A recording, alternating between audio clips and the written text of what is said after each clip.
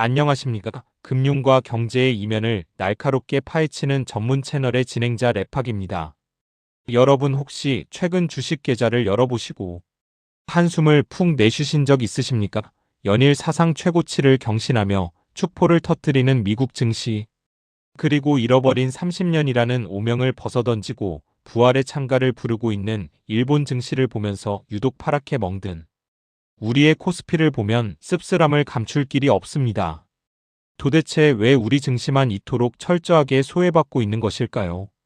우리는 이 지긋지긋한 현상을 코리아 디스카운트라고 부릅니다. 한국 기업들이 가진 실제 가치와 수익 창출 능력에 비해 주식 시장에서 터무니없이 낮은 평가를 받는 현상이죠. 정부도 이 심각성을 인지하고 야심차게 코리아 밸류업 프로그램이라는 카드를 꺼내 들었습니다. 일본의 성공 사례를 벤치마킹하여 우리 기업들의 가치를 끌어올리겠다는 원대한 포부였죠. 언론은 연일 기대감을 쏟아냈고 투자자들은 드디어 우리 시장에도 봄이 오는가 싶어 환호했습니다. 그런데 결과는 어땠습니까? 밸류업이라는 단어가 무색하게도 발표 직후 시장은 차갑게 식어버렸고 오히려 실망 매물이 쏟아지며 주가는 미끄러졌습니다. 일본은 성공해서 니케이 지수 4만 시대를 열었는데 왜 우리는 똑같은 이름표를 달고도 이토록 처참하게 주저앉고 마는 것일까요? 오늘 이 영상에서는 단순히 겉핥기식 분석을 넘어 한국형 밸류업 프로그램이 가진 치명적인 한계와 그 기저에 깔린 기형적인 기업 지배구조, 그리고 정부 정책의 맹점까지 아주 낱낱이 해부해 보려고 합니다. 준비되셨다면 지금부터 저 LABPARK과 함께 한국 증시의 불편한 진실 속으로 들어가 보시죠.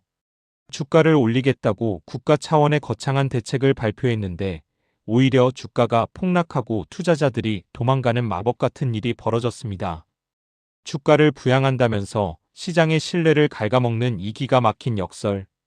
가장 완벽한 실패를 위해 정교하게 설계된 것만 같은 이 기이한 정책이 바로 현재 우리가 마주한 한국형 밸류업 프로그램의 현주소입니다. 참으로 아이러니하지 않습니까? 병을 고치겠다고 독약을 처방한 꼴이니 말입니다. 여러분은 이 황당한 상황이 단순히 운이 나빠서 일어난 일이라고 생각하십니까? 아니면 누군가의 철저한 계산된 무능력의 결과라고 생각하십니까? 일본은 이 똑같은 처방전으로 기적을 만들어냈는데 왜 우리는 병세가 더욱 악화되는 것일까요? 이 미스터리를 풀기 위해서는 표면적인 정책의 내용뿐만 아니라 그 이면에 숨겨진 본질적인 차이를 이해해야만 합니다. 본론으로 들어가기 전에 오늘 영상이 여러분의 투자 인사이트를 넓히고 시장을 바라보는 해안을 기르는 데 도움이 되실 것이라 확신합니다. 지금 바로 구독과 좋아요, 그리고 알림 설정까지 꾹 눌러주시면 저 LABPARKE 더 깊이 있고 날카로운 경제 분석 콘텐츠를 제작하는데 엄청난 큰 힘이 됩니다. 자, 그렇다면 우리 시장을 병들게 하는 근본적인 원인은 무엇이며 일본은 도대체 무엇을 어떻게 했길래 단기간에 증시를 부양시키는 기적을 만들어낸 것일까요? 과연 그들이 사용한 숨겨진 마법의 지팡이는 무엇이었을지 다음 챕터에서 그 비밀스러운 성공 방정식을 하나하나 파헤쳐 보겠습니다. 기대하셔도 좋습니다. 먼저 코리아 디스카운트라는 이 고질적인 질병의 발병 원인부터 짚고 넘어가야겠습니다. 한국 기업들은 글로벌 시장에서 반도체, 자동차, 조선 등 다양한 산업 분야에서 엄청난 수익을 창출하고 있습니다. 재무제표상으로 보면 세계 어느 기업과 비교해도 뒤지지 않는 현금 창출력을 자랑하죠. 그러나 주식시장에서의 평가는 참혹하기 그지없습니다.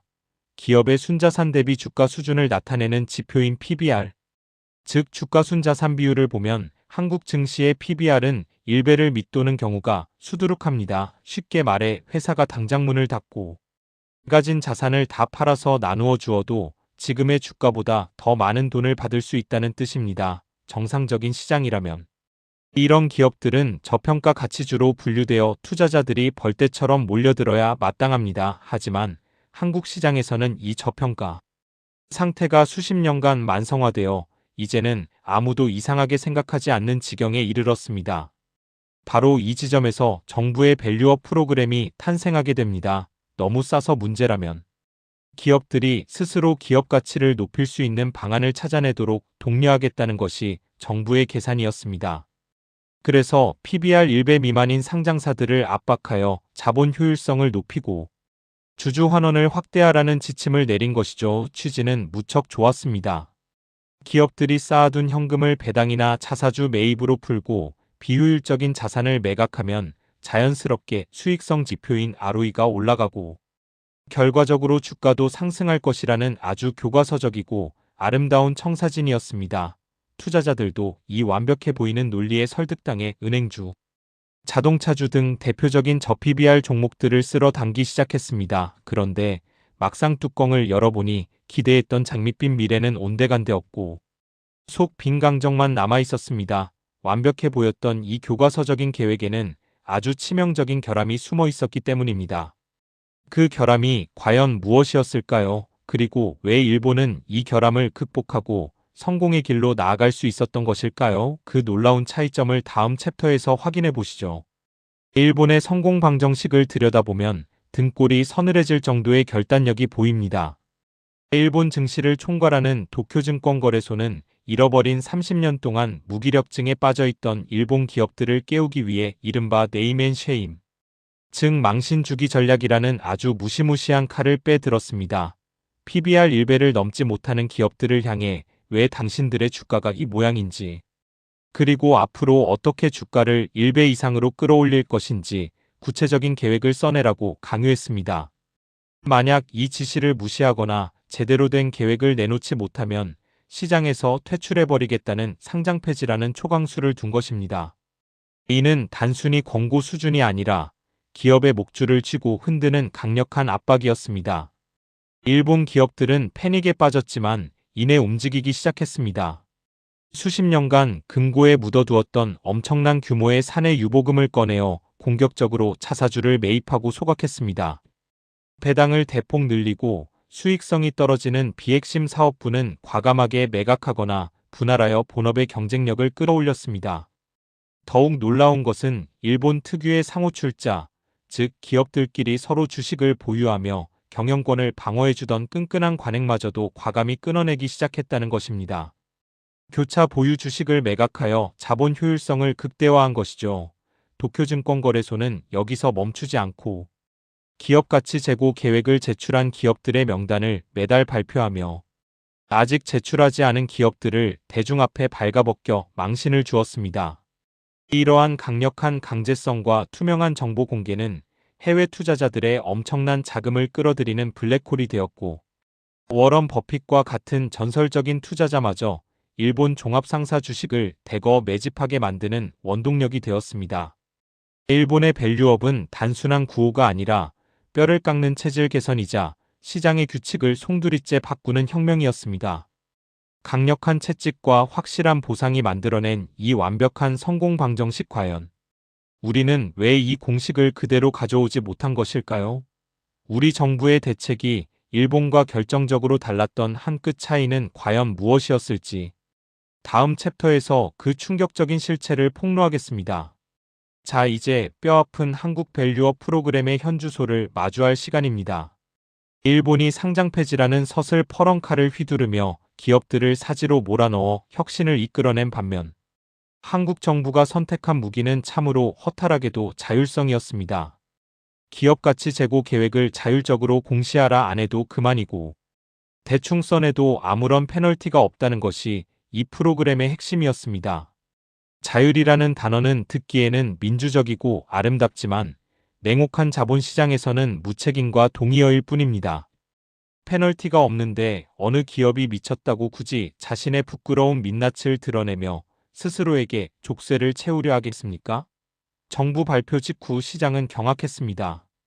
강력한 당근이나 무서운 채찍을 기대했던 투자자들에게 돌아온 것은 기업들의 선의에 기대겠다는 솜방망이 대책뿐이었으니까요.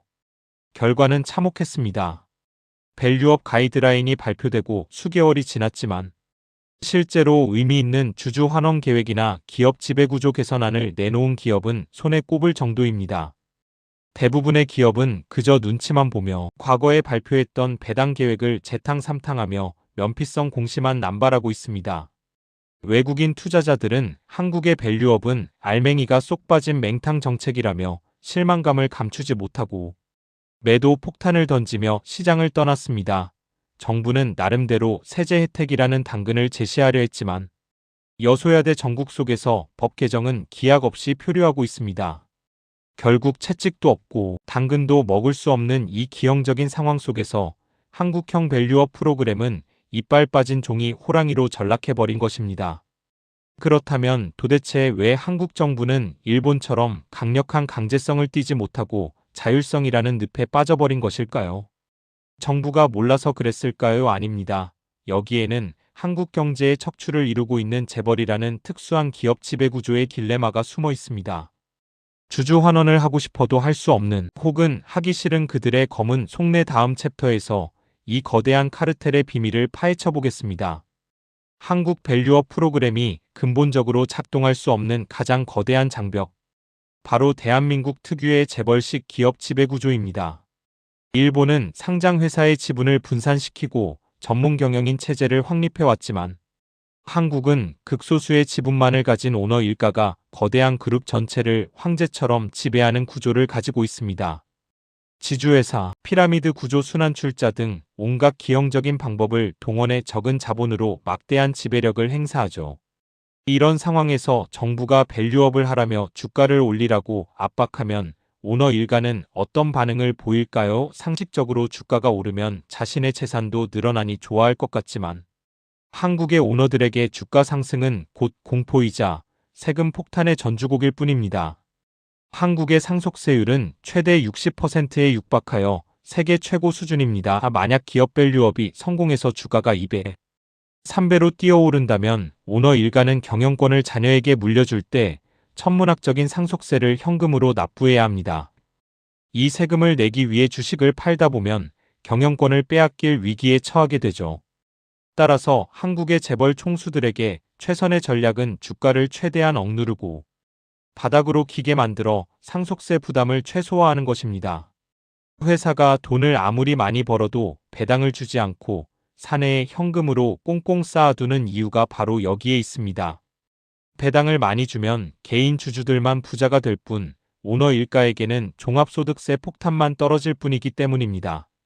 오히려 알짜배기 사업부를 물적 분할해서 쪼개기 상장을 강행하고 모회사의 가치를 껍데기로 만들어버리는 만행을 서슴지 않습니다. 이처럼 소액주주의 이익은 철저히 짓밟고 오너 일가의 사익만을 추구하는 후진적인 지배구조가 개선되지 않는 한 100번 1000번 밸류업을 외쳐봤자 코리아 디스카운트는 절대 해소될 수 없습니다. 회사 주인과 일반 주주의 이해관계가 정반대로 달려가는 이 비극적인 트랙에서 과연 우리는 탈출구를 찾을 수 있을까요? 결국 이 꼬인 매듭을 풀기 위해서는 정치권의 결단이 필요합니다. 다음 챕터에서는 골든타임을 놓쳐가고 있는 세제 개편 논란과 우리가 나아가야 할 마지막 해법을 제시하겠습니다. 문제의 핵심을 파악했다면 이제 남은 것은 수술대에 올라 메스를 드는 것뿐입니다. 한국 증시가 코리아 디스카운트라는 불치병에서 완치되기 위해서는 반드시 넘어야 할 산이 있습니다. 바로 세제 개편과 상법 개정입니다. 기업의 오너들이 주가를 억누르는 가장 큰 원흉인 징벌적 수준의 상속세와 배당소득세 체계를 합리적으로 뜯어고치지 않고서는 그 어떤 밸류업 정책도 공연불에 불과합니다.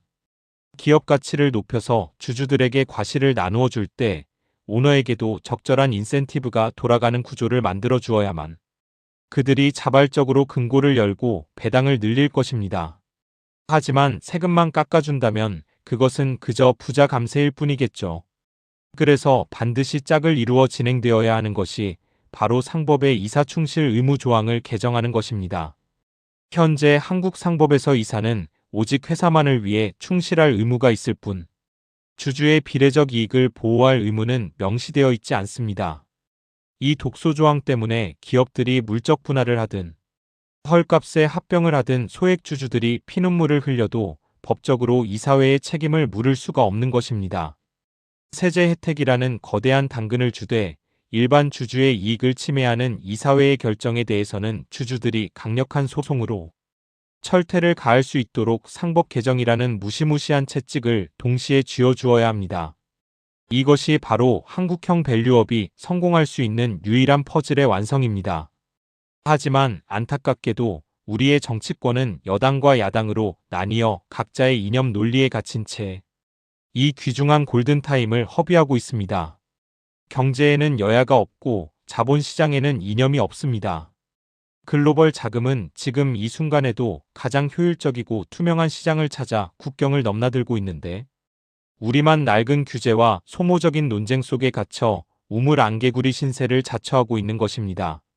시계의 초침은 째깍째깍 흘러가고 있습니다. 이 마지막 기회마저 놓친다면 한국 증시는 영원히 삼류 시장으로 전락하여 글로벌 투자자들의 뇌리에서 지워질지도 모릅니다. 지금까지 우리는 일본의 성공 사례와 대비되는 한국형 밸류업 프로그램의 씁쓸한 민낯, 그리고 그 이면에 도사리고 있는 복잡한 지배구조와 제도의 모순까지 깊이 있게 파헤쳐 보았습니다. 주가를 올리겠다는 정부의 호기로운 선언은 시장의 냉담한 반응 속에 길을 잃었고, 자율성이라는 핑계 뒤에 숨은 기업들은 혁신을 외면하고 있으며 정치권은 표를 계산하느라 근본적인 수술을 미루고 있습니다. 일본이 잃어버린 30년을 넘어 기적의 우상향을 그려내는 동안 우리는 여전히 낡은 껍질을 깨지 못하고 과거의 망령에 사로잡혀 있습니다. 진정한 밸류업은 종이 쪼가리 몇 장의 공시로 이루어지는 것이 아닙니다. 기업의 오너가 회사를 개인의 소유물로 여기는 정근대적인 사고방식을 버리고 정부가 징벌적 세금 제도를 현실화하며 국회가 소액주주를 보호할 수 있는 강력한 법적 방패를 마련해 줄 때 비로소 완성되는 거대한 사회적 대타협의 결과물입니다.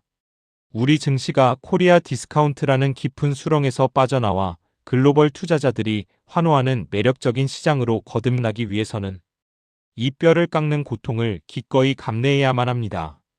여러분의 소중한 자산이 투자된 한국 주식 시장이 하루빨리 합리적이고 투명한 죗값을 받는 날이 오기를 진심으로 바라며 오늘 영상이 여러분의 투자 통찰력을 한 단계 끌어올리는데 작은 보탬이 되었기를 희망합니다.